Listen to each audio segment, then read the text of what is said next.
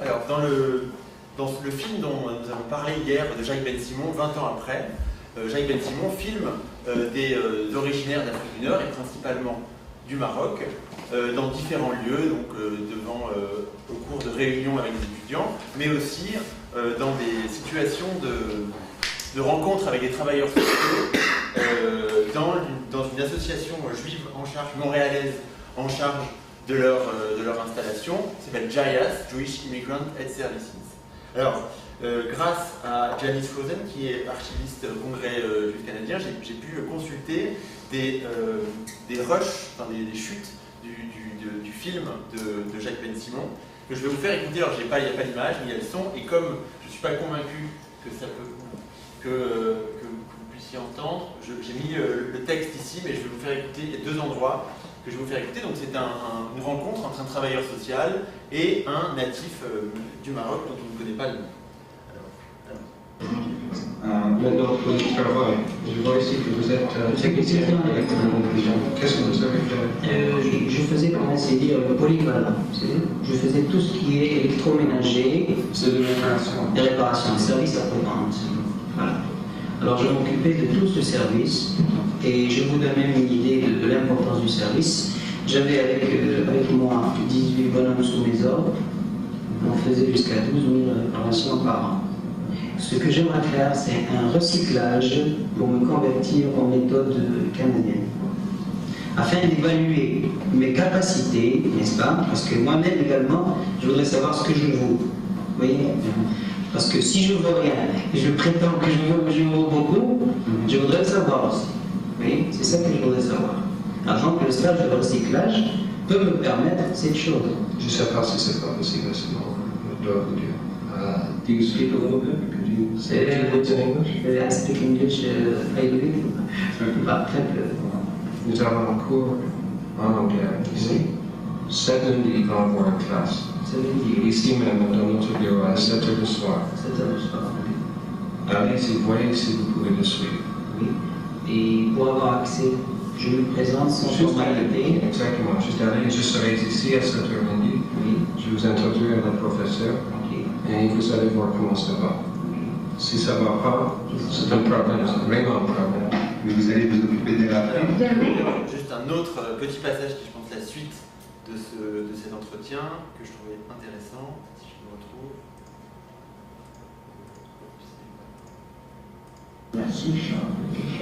So, premièrement, on commence en pensant que vous êtes capable de travailler tout de suite. Oui. Oui. Et on essaie de vous trouver le travail tout de suite. Oui. Si après ça ne va pas, à ce moment on pense des programmes de recyclage ou de quoi que ce soit. Oui, mais vous voyez, j'avais une place quand même de chef d'atelier. Et je pense que pour pouvoir me mettre dans le bain, le recyclage est vraiment nécessaire, je pense. Oui. On doit avoir un premier en principe.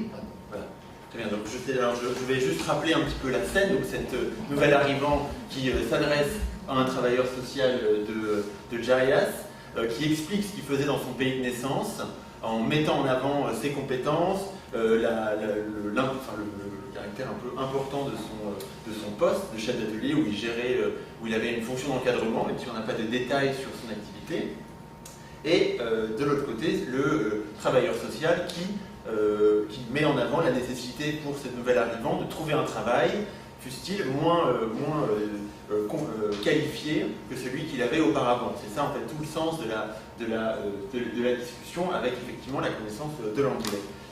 Je ne reviens pas sur les détails du suivi qui sont tout un autre champ de mon sujet, mais vous voyez donc ce travailleur social anglophone, ashkénaze anglophone, qui parle français avec ce nouvel arrivant. Alors, les travaux qui concernent l'installation des Juifs d'Afrique du Nord au Canada, et à Montréal en particulier, mettent l'accent sur la bonne intégration en termes socio-économiques dans l'espace québécois et dans l'espace canadien. Et cette image de réussite est valorisée par les acteurs eux-mêmes, par d'autres acteurs intra- ou extra-communautaires. Alors avec cette communication, on souhaite revenir sur cette question, sur la migration d'une population qui est définie comme une élite ou une classe moyenne supérieure, comme on le verra un peu tout à l'heure, en situation coloniale ou post-coloniale dans un pays d'immigration comme le Canada. Revenir sur ces parcours permet d'enrichir l'image de réussite en montrant certains processus que je vais analyser. Tout d'abord, ces mobilités professionnelles de ces nouveaux arrivants sont encadrées par des associations juives qui ont un degré de complétude institutionnelle élevé à Montréal et qui permettent à ces nouveaux arrivants de s'insérer sur le marché du travail. Et justement, cette rencontre entre ces travailleurs sociaux et ces nouveaux arrivants fait apparaître des tensions, comme on peut voir dans cet extrait-là, en termes de projets d'installation. Alors, les modalités de l'immigration, très rapidement, les modalités, donc la population juive, principalement du Maroc, arrive à Montréal à partir des années 1955-56, où les associations juives canadiennes mettent en place, avec le gouvernement fédéral, une politique d'accueil et d'immigration. Il y a la constitution d'une politique d'accueil en échange de l'autorisation par le gouvernement fédéral de ces mobilités. Et je rappelle juste que théoriquement, si on se réfère à la réglementation d'immigration, un natif du Maroc ne peut pas être admissible à l'entrée à l'immigration au Québec, au Canada, puisque l'immigration est discriminée en termes de zone géographique. Elles seront effacées après, mais en tout cas à cette période-là, et pourtant à partir de 1956, des Juifs du Maroc arrivent. Alors cette étude s'appuie justement sur deux sources principales, donc ces interactions entre les travailleurs sociaux et de Jayas et les migrants du Maroc, et comme Gabriel Cassis l'a mentionné, le travail que Yolande Cohen et Yann de Surcher ont publié, et Linda Guéry a publié à partir des ketubot dans des synagogues montréalaises et parisiennes. Donc ça, j'y reviendrai. Justement, je vais à différents moments mettre en perspective les données qu'on a constituées à Montréal avec des données comparables dans un service social parisien qui s'appelle le CASIP, et on pourra peut-être, ça donnera un éclairage différent. Alors, le départ des Juifs du Maroc a souvent été envisagé sous l'orientation, le prisme de la classe sociale. Beaucoup considèrent la migration des Juifs en France et au Canada comme une migration d'élite, une catégorie supérieure, par opposition aux catégories plus socialement, catégories populaires qui ont émigré en Israël. Alors cette vision a été aussi un peu interrogée par la théorie des secteurs de Yaron Sour. Alors, les sources que j'ai ici permettent justement d'un peu de rentrer dans cette catégorie de classe supérieure ou de classe moyenne supérieure de migrants marocains. Alors tout d'abord, parce que donc les migrants, quand ils arrivaient au service social, devaient déclarer leur profession. Alors, c'est assez difficile, ça on pourra peut-être en parler méthodologiquement, de rassembler les différentes données pour faire les catégories professionnelles en fonction de ce que disent les gens quand ils arrivent devant le travail social. Mais alors, ça c'est un tableau. Alors, c'est donc par catégorie professionnelle le nombre de migrants du Maroc qui sont aidés dans mon échantillon, c'est un échantillon de 400 personnes, qui sont aidés par Jayas. Alors, on peut voir, je vous dis, on va voir les éléments les plus importants. J'ai créé une catégorie, métier de la comptabilité, parce qu'il y avait beaucoup de comptables, et employés de banque et employés de bureau qu'on peut rassembler. Et en gros, c'est deux catégories, globalement, qui constituent, on peut dire, des employés de bureau. Pour moi, je trouvais ça intéressant d'identifier les gens qui se présentaient comme comptables. Ça représente en gros 29% de mes dossiers d'immigrants. Alors on peut voir donc une population importante d'employés de bureau, donc qualifiés, donc qui ont un rapport à l'écrit, qui ont un rapport avec le travail de bureau, et une population d'artisans, voilà, donc qui représente 22%. Alors dans cette catégorie, c'est aussi très compliqué de savoir ce qu'on met dans artisans, dans petits commerçants, mais en gros les artisans, c'est les gens qui se présentent comme coiffeurs, tailleurs, populations, les métiers comme ça. Et la catégorie, pour information, la catégorie ouvrier qu'on voit ici, dont on reparlera, c'est l'ensemble des métiers comme chauffeurs, mécaniciens ou chefs d'atelier qui sont classés dans la catégorie ouvrier. qui ne sont pas vraiment des populations qu'on peut assimiler à des artisans. Alors, justement, par comparaison, je vais vous montrer donc, le travail équivalent qui a été fait à Paris dans ce service social du CASIF, le Comité d'action sociale israélite de Paris, où on peut voir une prévalence un peu plus importante, donc ça c'est que pour les migrants du Maroc, une prévalence de la catégorie artisan avec 35%, les ouvriers 24% et les employés bureaux sont à 15%. Alors on peut peut-être envisager, alors c'est bien sûr il y a des biais, c'est deux services sociaux, donc c'est des gens qui vont dans un service social à Paris et à Montréal. C'est dans mon échantillon de, j'ai plus exactement, mais c'est justement il est plus réduit à Paris parce qu'il y avait moins de gens du Maroc à Paris, donc je pourrais vous donner les détails après. Mais en tout cas, ces précautions prises, on peut mettre en avant donc une prévalence à Montréal d'une population un peu plus qualifiée, d'employés, de gens qui se présentent comme des comptables et des petits artisans, et qui est un peu différente à Paris, en particulier, il me semble, avec le pourcentage moins important des employés. Et de manière générale, la population que j'étudie à Montréal est plus jeune, plus urbaine, elle vient plus souvent de Casablanca, par exemple, que d'autres zones à Paris.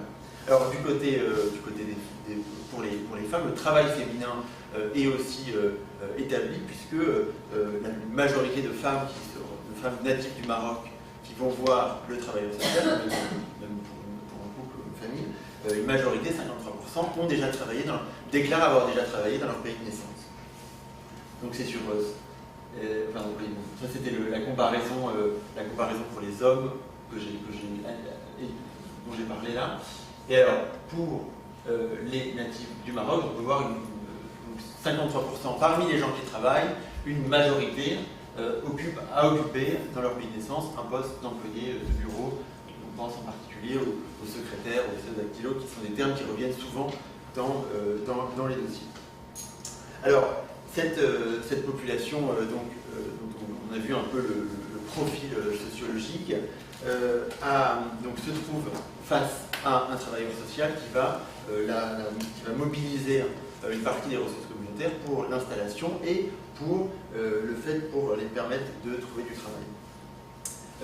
Justement, alors il y a deux éléments, deux acteurs importants, donc c'est JAIAS, le travailleur social de JAIAS, et un travailleur social d'une autre association qui s'appelle Jewish Vocational Service, qui a été mentionné hier, et qui mettent l'accent, comme on va voir, sur la nécessité pour les nouveaux arrivants, les migrants, d'avoir un travail rapidement qui permette à ces migrants de se passer de l'aide communautaire, en fait c'est ça le centre, c'est important, de se passer de l'aide communautaire et d'être autonome, ce qui en plus est lié à toute une image de pratique de travail social. Et donc les premiers rendez-vous sont l'occasion de faire le point sur ces éléments. Alors, justement, la lecture des dossiers, qui sont le récit du suivi entre ces deux acteurs, fait apparaître souvent, enfin parfois, des zones de tension entre les ambitions affichées par les nouveaux arrivants et la situation du travail et la politique de l'agence. Alors en termes méthodologiques, on peut évidemment s'interroger sur qu'est-ce qui est mentionné dans les dossiers, qu'est-ce qui n'est pas. On a vu en ouverture un exemple d'une discussion qui peut-être n'était pas mentionnée dans le dossier, mais qui en tout cas faisait apparaître deux orientations différentes entre le travailleur social et le nouvel arrivant.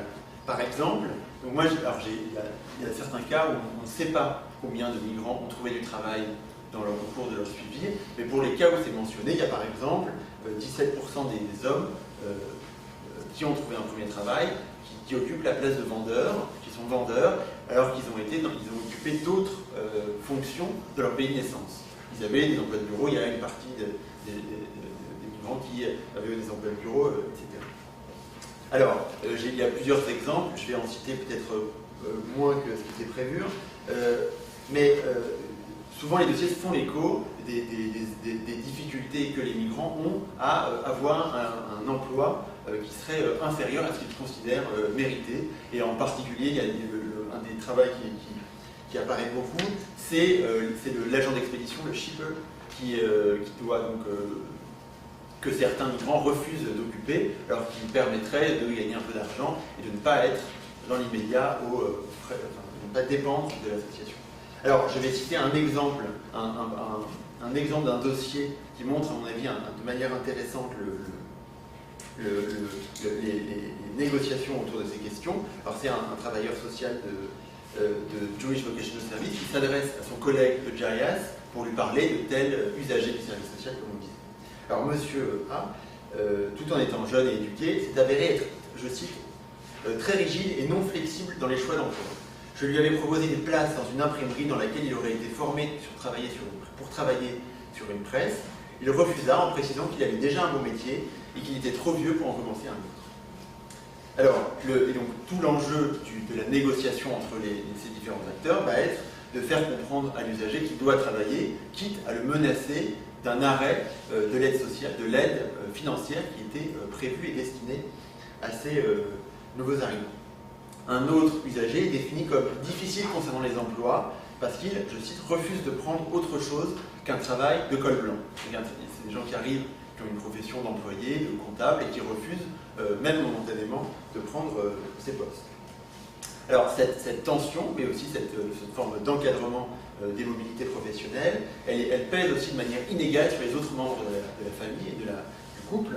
La question du travail des femmes est envisagée de manière assez ambiguë, puisque dans le modèle général, il n'est pas prévu que la femme d'un homme, que la femme mariée d'un homme occupe un travail salarié, puisqu'elle doit s'occuper, elle doit être aidée, par exemple, pour, je cite un article dans la revue de l'agence, pour être une mère de famille dans la gestion de la maison, la découverte de nouvelles normes diététiques, ce qui constitue tout un champ qui est familier à ceux qui travaillent sur ces problématiques. Mais à l'inverse, il y a aussi un poids qui est mis sur la femme pour qu'elle travaille lorsque les revenus du mari sont considérés comme trop faibles ou lorsqu'elle est célibataire. Ainsi, dans une mention qui me semble intéressante de citer, parce qu'elle marque justement une certaine distance avec l'idée de la mère, de la femme comme mère, le travailleur social critique le choix d'une de ses usagères de ne pas travailler. Et je cite, Madame, malgré tout, semble penser que ses enfants vont mourir de faim si elle n'est pas à la maison pour leur préparer le repas. Donc il y a une ironie en fait de l'attachement, on peut imaginer un attachement ou un souci envers cette femme.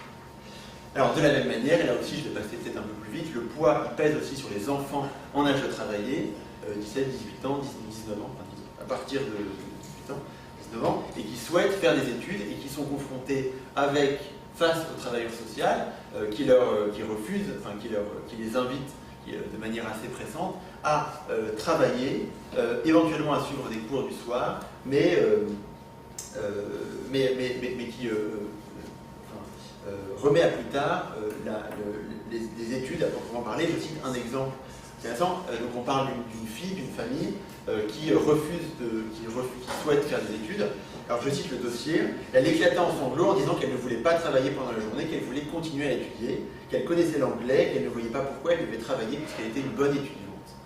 Et dans un autre cas, un autre dossier, un étudiant, un fils d'une famille nombreuse qui doit travailler, qui est invité à travailler, et qui à un moment dit au travailleur social qui va retourner en France, qui va aller en France, où je cite, l'éducation n'est pas quelque chose pour les riches, qui est cité en français dans le texte, dans le dossier qui est en anglais. Alors, donc ces éléments rappellent justement que derrière cette image de réussite socio-professionnelle, il y a des négociations, il y a une mobilité sociale encadrée et des négociations importantes. Dans une autre photographie qu'on peut prendre de ces mobilités, qui sont les dossiers de mariage qui ont été consultés et étudiés à la Spanish et Portuguese, donc à Montréal, on peut voir, ça c'est une autre population, c'est même migrants du Maroc, mais c'est à un autre moment, c'est pas forcément des gens qui sont dans les dossiers sociaux. On peut voir que la proportion de gens qui travaillent dans le commerce, qui sont vendeurs, mais aussi qui peuvent être gérants, représente en gros 31%, et que la population est aussi composée d'employés au sens assez large. Ce qui est un peu différent, une comparaison avec d'autres dossiers consultés à Paris à la synagogue des Tournelles, où la proportion, où on trouve en particulier des artisans et des métiers proches, des métiers artisanaux comme des coupeurs, etc. Il y a une différence intéressante, il y a plus de gens qui travaillent dans le commerce ici, plus de gens qui travaillent comme employés de bureau, et à Paris c'est davantage, c'est la situation un peu plus éclatée, enfin c'est un travail en cours, mais il faudra qu'on clarifie, mais la situation un peu plus éclatée, et les métiers artisanaux sont un peu plus développés. Alors, voilà, donc c'est pour ce travail. Ce travail nous permet justement de montrer comment ces migrants qui bénéficient d'un investissement communautaire important peuvent négocier leur parcours professionnel, mais aussi se trouver confrontés à la difficulté de s'insérer dans ce pays en tant que nouvel arrivant qui parle français mais qui ne parle pas anglais, par exemple. Et alors justement, puisque là j'ai beaucoup parlé des ancrages, de la manière dont on peut s'installer dans ce pays, trouver un travail et essayer de construire un parcours professionnel, j'aimerais citer en conclusion une autre donnée tirée de mes dossiers, des dossiers de gens qui sont aidés par des travailleurs sociaux de Jayas, c'est qu'en fait l'arrivée, c'est qu'une partie de ces nouveaux arrivants repartent, et il y a dans les dossiers quelques départs de gens qui, pour des raisons diverses, familiales, mais aussi qui signalent, qui parlent du travail, quittent le Canada, soit retournent momentanément dans leur pays de naissance, soit vont en France, soit font d'autres mobilités, et à l'inverse, une partie de ces natifs du Maroc viennent pour 10% ils viennent d'Israël. Ils ont déjà migré une première fois en Israël et ils migrent à Montréal une seconde fois, et c'est le pourcentage le plus important encore pour des gens qui en gros viennent de France, qui viennent d'autres pays, qui viennent de France en particulier, et qui donc négocient leur installation dans différents espaces migratoires et bénéficient de différentes ressources et de différents réseaux migratoires pour construire leur parcours. Voilà. Je vous remercie.